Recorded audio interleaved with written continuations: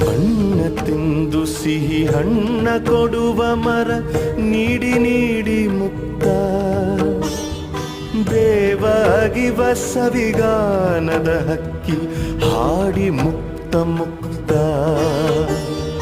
ಬಣ್ಣ ತಿಂದು ಸಿಹಿ ಹಣ್ಣ ಕೊಡುವ ಮರ ನೀಡಿ ನೀಡಿ ಮುಕ್ತ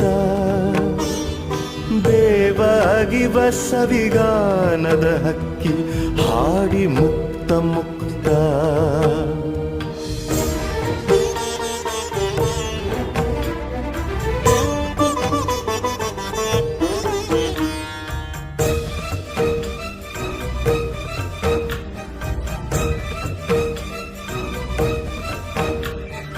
ಹಸಿರ ತೋಳಿನಲ್ಲಿ ಬೆಂಕಿಯ ಕೂಸ